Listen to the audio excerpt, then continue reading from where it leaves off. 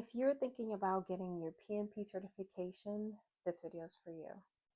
Before you commit your time, energy, and money, there are a few important things you should understand. Hello, everyone. Welcome to I Elevate, a space for our intentional growth. Today, we're talking about the PMP certification, what it actually is, who it's for, and what people often don't realize before they start. What is the PMP certification? PMP stands for Project Management Professional, and it's a globally recognized certification offered by the Project Management Institute, or PMI. People who get the PMP are usually looking to advance into higher level project roles, increase their salary, move into leadership or management roles, or formalize their project management experience. And here's something important. The PMP is not entry level certification. It's meant for people who already have real project management experience. So there is another certification, the CAP-M, that is meant for beginners, but that's not what this video is about. Let's start with the requirements you need in order to qualify for the certification. Before you can even schedule the PMP exam, there are eligibility requirements that you need to meet and an application process that you have to complete, submit, and get approved.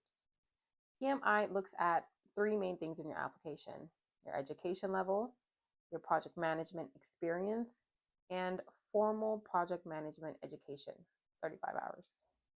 First, your education level. You need either a 4-year degree or a high school diploma. And your project management experience requirement depends on your level of education.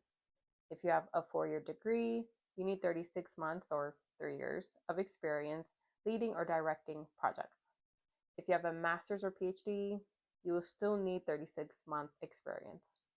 If you don't have a 4-year degree, but you have your high school diploma, you need 60 months or 5 years worth of this kind of experience. Let's talk about the experience a little bit more. Regardless of your level of education, all of these experiences have to be within the last 8 years. 2026, so your experience must be from 2018 to now. They also can overlap. For example, if you have a project that was 6 months long, January to June, and then you had a 3-month long project from March to May, you cannot count that as 9 months of experience. You'd have to choose one. And in this case, it would make sense to choose the 6-month one, right?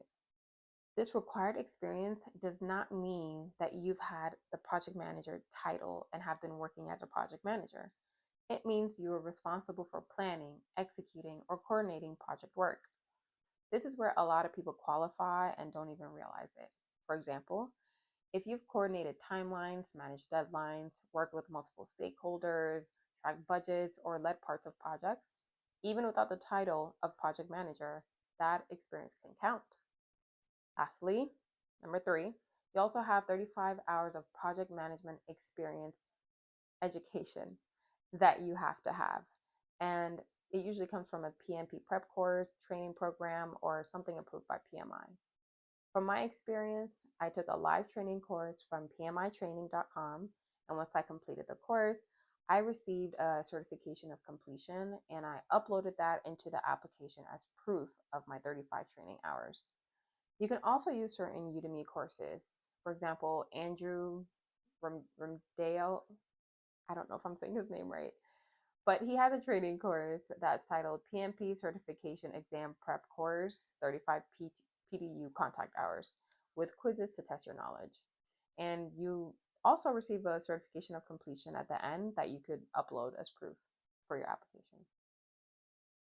Once you have all the requirements and completed your application reflecting these requirements, your next step is to submit and wait for approval. This typically takes PMI 5 to 10 business days to respond, sometimes faster. If you get approved, great. If you get audited, don't panic. It's normal, and people pass audits all the time. You get audited for 2 reasons. 1, there's something in your application that doesn't quite make sense, which is why it's so important to complete your application using PMP keywords, thoroughly checking before submitting, and being honest about your experience. This means everything you submit should be accurate and something you can back up if asked. Another reason you could get audited is if you're selected at random.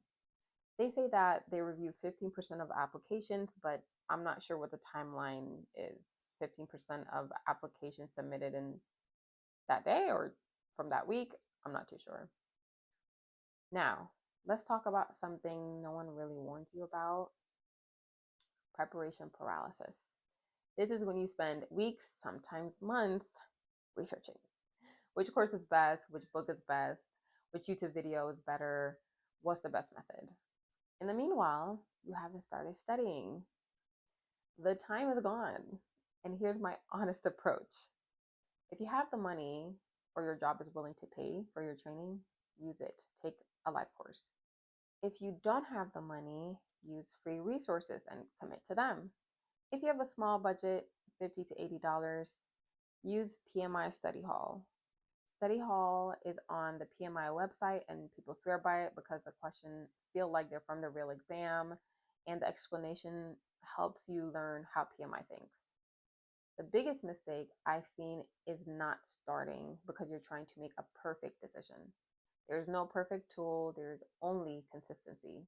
Quick heads up for anyone currently studying or planning to start soon: there's a new version of the PMP exam coming out in July 2026. This means if you start studying now, you need to plan to take your exam before that cutoff date. Don't casually study and miss that transition window. Always, always, always check the PMI website for the latest information about the exam.